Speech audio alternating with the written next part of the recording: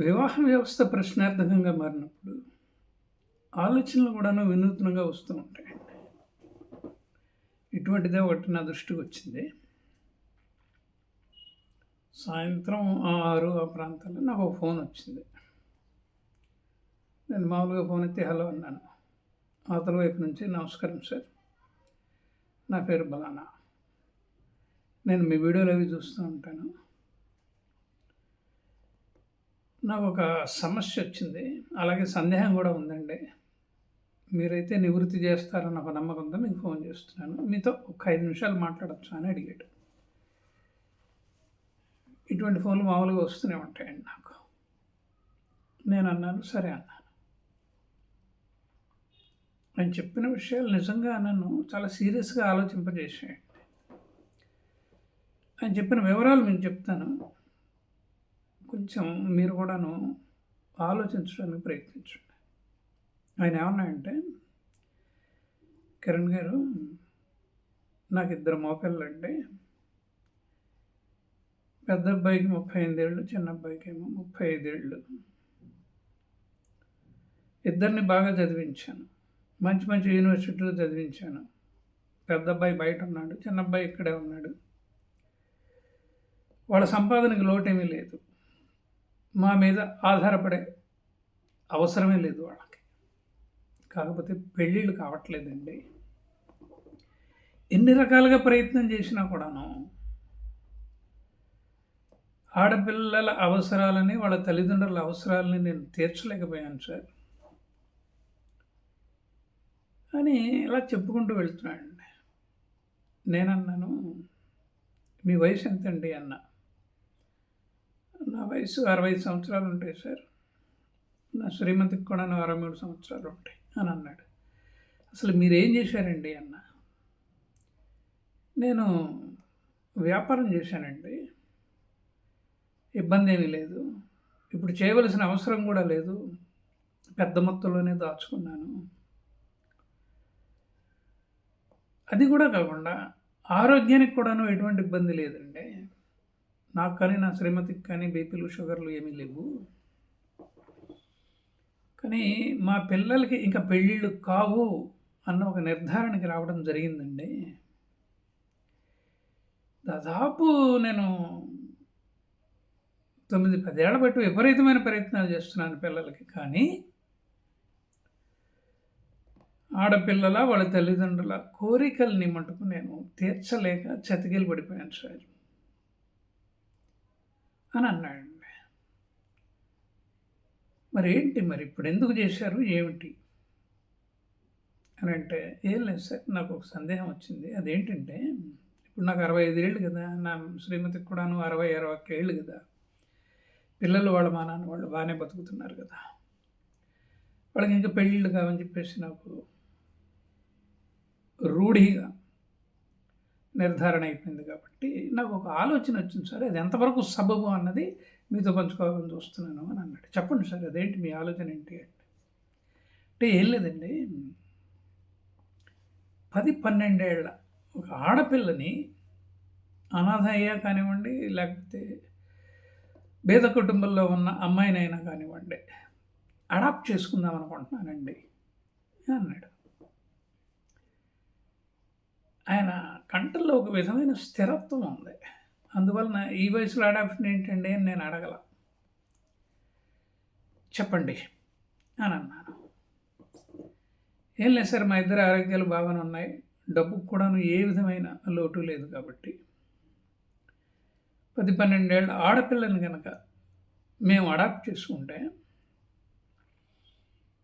ఒక 10 సంవత్సరాలు ఆ అమ్మాయిని చదివించి ఒక స్థాయికి గనక పట్టుకురాగలిగితే ఆ అమ్మాయికి 12 + 10 22, 23 ఏళ్ళు వస్తాయి.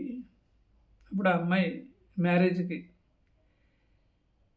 ఎలిజిబిలిటీ వస్తుంది. ఆ విధంగా చేద్దాం అనుకుంటున్నాం సార్. ఏమిటా నీకు ఉపయోగం ఏంటి? ఇప్పుడు ఇద్దరు మగపిల్లల్ని కన్నారు మీరిద్దరు. వాళ్ళకి పెళ్లి డేటు కావట్లేదు. ఇప్పుడు అమ్మాయిని అడాప్ట్ చేసుకోవడం ఏంటి అని నేను అడిగానండి. అడిగితే ఆయన ఒకటే మాట అన్నాడు. ఏం లేదు సార్, మహా అయితే 10 ఏళ్ళు బతుకుతామేమో, లేకపోతే ఈ మధ్యలో ఎవరో ఒకరు వెళ్ళిపోతాం. అప్పుడు నా ఇద్దరు మగపిల్లలు అనాథలైపోతారు. వాళ్ళు అనాథలు అయిపోతున్నారన్న బాధని తలుచుకుంటూ ఉంటే ఇప్పటికే ఇద్దరికి గుండె తరుక్కుపోతున్నది. అందువలన ఒక అమ్మాయిని దత్తత తీసుకుని 23, 24 ఏళ్ల వరకు ఒక స్థాయికి పట్టుకొచ్చి, అంటే అప్పటికి మాకు 75 ఏళ్ళు వచ్చేస్తాయి. నాన్న, మీ ఇద్దరికి ఎటు పెళ్ళిళ్ళు కాలేదు, ఇదిగో మీకు ఒక అద్భుతమైన చెల్లెల్ని నేను ఇచ్చాను, ఈ అమ్మాయిని మటుకు జాగ్రత్తగా చూసుకోండి. ఒకవేళ కనుక మేము పెళ్లి కనుక చేయలేకపోతే మీరిద్దరూ కలిసి ఈ అమ్మాయికి పెళ్లి చేయండి అని చెప్తాను సార్ అన్నాడు. నేను అన్నాను, బాగానే ఉందయ్యా చెప్తాము. దీనివల్ల ఏంటి అసలు మీ పిల్లలకి నువ్వు ఏ విధంగా హెల్ప్ చేసిన వాడు అవుతావు అని అంటే ఆయన అన్నాడండి, ఏమండి రేపొద్దున అమ్మాయి పెరిగి పెద్దది పెళ్ళిళ్ళు చేసుకుని ఆర్థికంగా స్థిరపడింది అనుకోండి, ఆ ఇద్దరు మగ పిల్లలకి అప్పటికే దగ్గర 45, 50 ఏళ్ళు వస్తాయి, ఆరోగ్యంగానే ఉంటారు. కానీ ప్రేమానురాగాలు పెరుగుతాయి కదా. నాకు ఇద్దరు అన్నయ్యలు ఉన్నారని ఆ అమ్మాయి అనుకుంటుంది. అనాథగా ఉన్న నన్ను దగ్గరికి తీసుకొచ్చి చేరదీసి విద్యాబుద్ధులు చెప్పించి నన్ను పెంచారు, పెద్ద చేశారు, పెళ్ళి కూడా చేయటం జరిగింది. కాబట్టి ఆ అమ్మాయికి ఒక విధమైన కృతజ్ఞత మా పిల్లల మీద ఏర్పడుతుంది. అలాగే మా పిల్లలకు కూడాను అమ్మాయి మీద చెల్లెలు అన్న అనురాగం ఏర్పడుతుందండి. అందువల్ల వీళ్ళ ముగ్గురు ఒకళ్ళకొకళ్ళు ఆసరాగా ఉంటారు అన్న ఉద్దేశం నాకు ఎందుకో కలిగింది సార్. ఇది ఎంతవరకు తప్పో ఎంతవరకు ఒప్పో నాకైతే తెలియదు. నా పిల్లలు అనాథ కాకూడదు అన్న ఉద్దేశంతో ఒక చెల్లెల్ని ఈ వయసులో వాళ్ళకి అందించాలనే ప్రయత్నంలో ఉన్నాను. అంటే నేను అన్నాను, నువ్వు అడాప్ట్ చేసుకుంటున్నాను అంటావయ్యా నిజమే, కానీ ఊరికి నా అడాప్షన్ ఎవరిస్తారు చెప్పు, ఆ అమ్మాయికి ఆర్థిక భరోసా ఇవ్వాలి కదా అని అన్న. తప్పకుండా ఇస్తాను సార్, దాదాపు 2 కోట్లు అవసరమైతే క్యాష్ ఆ అమ్మాయి పేరు మీద వేసేస్తాను నేను, ఎందుకంటే ఈ లోపల మాకేం జరుగుతుందో తెలియదు కదా అనగానే వెంటనే నేను అడిగా, 2 కోట్లుకి అటు ఇటుగా వేస్తానంటున్నావు, మరి నీకు ఇద్దరు మోపిల్లలు అన్నారు కదా, వాళ్ళ మీద అభ్యంతరం చెప్పరా అని అడిగితే వాళ్ళతో కూడాను నేను డిస్కస్ చేశాను. వాళ్ళు కూడా సరే నాన్న, ఇబ్బంది ఏం లేదు, మీకు ఇష్టం వచ్చినట్టు కానివ్వండి అని అన్నారు అని అన్నాడండి. అంటూ ఇంకొక మాట అన్నాడు,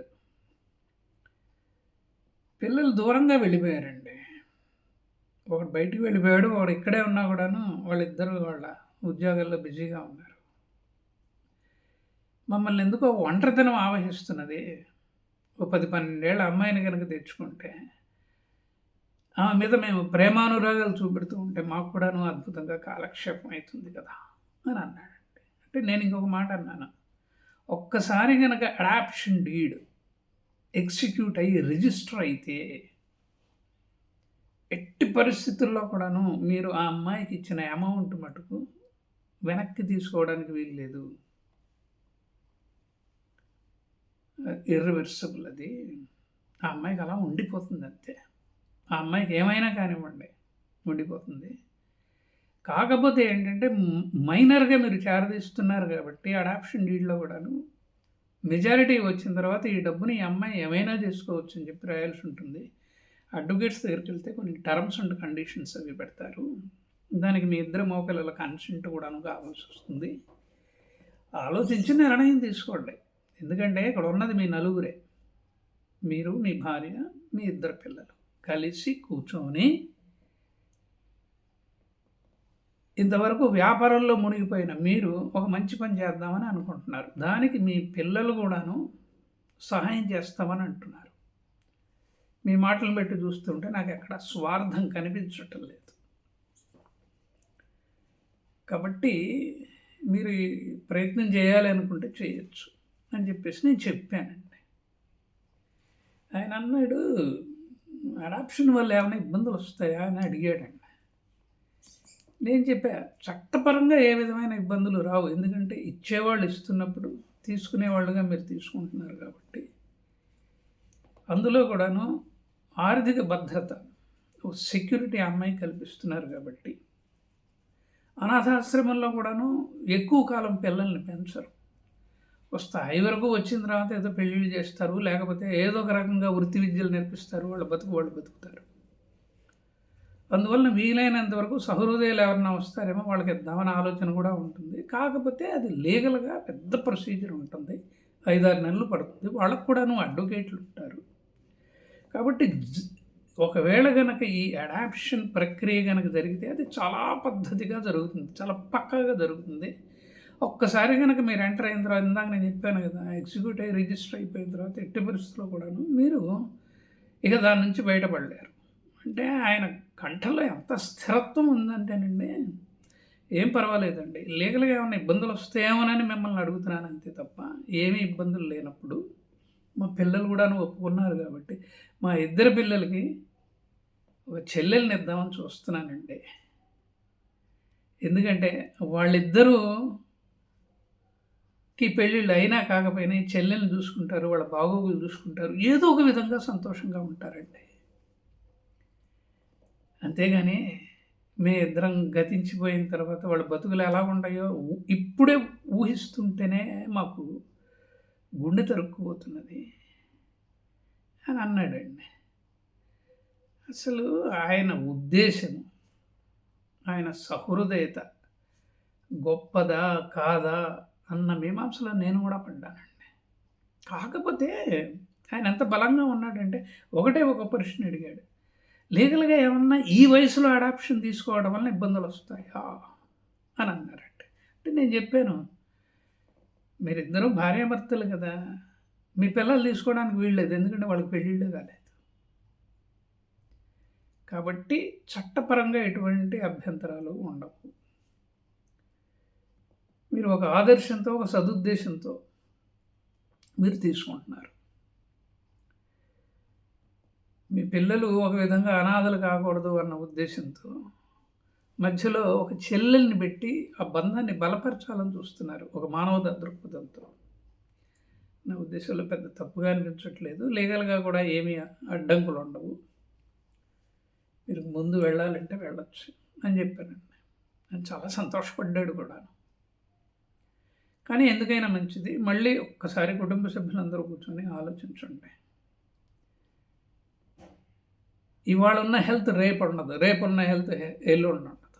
కానీ మీరు రిస్క్ తీసుకోబోతున్నారు అని కూడాను నేను హెచ్చరించాను. హెచ్చరిస్తే ఆయన అన్నాడు, ధైర్యం చేయకపోతే ఎలాగండి, ధైర్యం చేయకపోతే ఎలాగా, దేవుడి దయ వల్ల మా ఇద్దరు ఆరోగ్యాలు బాగున్నాయి. ఇంకొక 10 ఏళ్ళు ఎట్లయినా సరే మేము ఒగ్గబట్టుకొని గడిపేస్తామండి. మా ఇంట్లో ఒక ఆడపిల్ల ఉంటుంది. మా అబ్బాయిలు కూడా అమ్మాయిని, చిన్న అమ్మాయి కాబట్టి చాలా ప్రేమతో చూసుకుంటారు. అలా వాళ్ళ ముగ్గురు మధ్య బంధం పెరగడానికి ఆస్కారంగా ఉంటుంది. ఆ బంధానికి మూలం వచ్చేసి ఈ అమ్మాయే అన్న ఆలోచన ఎందుకు వచ్చిందో నాకు తెలియదు సార్. మా ఆవిడతో కూడాను చెబితే సరేనండి అలాగే చేద్దామని అంది అని అన్నాడండి. చేయొచ్చండి, ఇబ్బంది ఏం లేదు, చట్టపరంగా ఇబ్బందులు ఉండవన్నాను. థ్యాంక్ యూ సార్ అని చెప్పాడు. ఆయన ఫోన్ పెట్టేసాడు.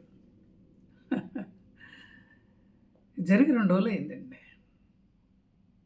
మొన్న సాయంత్రం 6కి వచ్చింది. నిన్న సాయంత్రం 6, ఇప్పుడు దగ్గర 8:30గా వస్తుంది కదా! ఆలోచిస్తూనే ఉన్నాను. సొల్యూషన్ అంటూ ఏమి ఇవ్వలేమండి కొన్ని విషయాల్లో. అయితే వివాహ వ్యవస్థ నమ్మకం కోల్పోతున్నది. ఇందాక నేను అన్నట్టుగా వివాహ వ్యవస్థ ప్రశ్నార్థకంగా మారుతున్నది. వివాహ వ్యవస్థ స్థాయికి మించిన స్వార్థంతో ఉన్నది. లివింగ్ ఇన్ రిలేషన్స్ వచ్చేసాయి. కలిసి ఉండే ఆస్కారం చాలా తక్కువగా ఉంటున్నది. ఎందుకంటే వివాహ వ్యవస్థ మీద నేను దగ్గర 30-35 వీడియోలు చేశానండి. అందువలన నేను ఈ వీడియో చేస్తూ ఇది కరెక్టా కాదా అన్నది నేను కూడా చెప్పట్లేదు. నేను కూడా చెప్పట్లేదు, మీకే వదిలేస్తున్నాను. ఎందుకంటే ఆ పెద్ద మనిషి తీసుకున్న నిర్ణయం కరెక్టా కాదా అన్న దానికి మటుకు నేను మార్కులేమీ వేయట్లేదు, సమర్థించట్లేదు. కాకపోతే ఏంటంటే తల్లిదండ్రులు వాళ్ళ పిల్లల భవిష్యత్తును దృష్టిలో పెట్టుకొని, అంటే పెళ్లి కాని మగపిల్లల భవిష్యత్తును దృష్టిలో పెట్టుకొని ఈ విధమైన ఆలోచన కూడాను ఒక పక్క జరుగుతున్నది. అది నా దృష్టికి వచ్చిందని చెప్పడమే ఈ వీడియోలో ఉద్దేశం అండి. అంటే అంతకంటే ఏం లేదు. అసలు చెయ్యొచ్చా చేయకూడదా అని మీమాంసలో పడ్డాను. కానీ ఈ పరిస్థితిని ప్రేక్షకులుగా, వీక్షకులుగా మీ ముందు పెడితే బాగుంటుంది కదా అని చెప్పేసి, అంతే, అంతకంటే లేదండి ఈ వీడియోలో. సో ఇదండి. ఈ వీడియో కనుక నచ్చితే నా ఛానల్ సబ్స్క్రైబ్ చేయండి, చాలామందికి షేర్ చేయండి, బెల్ ఐకాన్ ఉంటుంది నొక్కండి, లైక్ బటన్ ఉంటుంది నొక్కండి, కామెంట్ బాక్స్లో మంచి మెసేజ్ పెట్టండి. కిరణ్ గారు మీరు ఇక్కడ పొరపాటు పడ్డారు, లేకపోతే కరెక్టే, మీరు ఇచ్చిన సలహా కూడా కరెక్టే, లేదు ఆయన ఆలోచన కరెక్టే. ఆ మాటకు వస్తే మగపిల్లలు కూడాను తల్లిదండ్రుల యొక్క అభిప్రాయాన్ని ఆహ్వానించారు అని మీరు ఏదైనా చెప్పచ్చు. నాతో మాట్లాడాలి అని కనుక అనుకున్నట్లయితే హాయిగా మాట్లాడచ్చు అండి. నా పేరు మారుతి కిరణ్ పౌరూరి, యుఆర్ఐ మా ఇంటి పేరండి. నా ఫోన్ నెంబర్ 9491063089. నమస్కారం.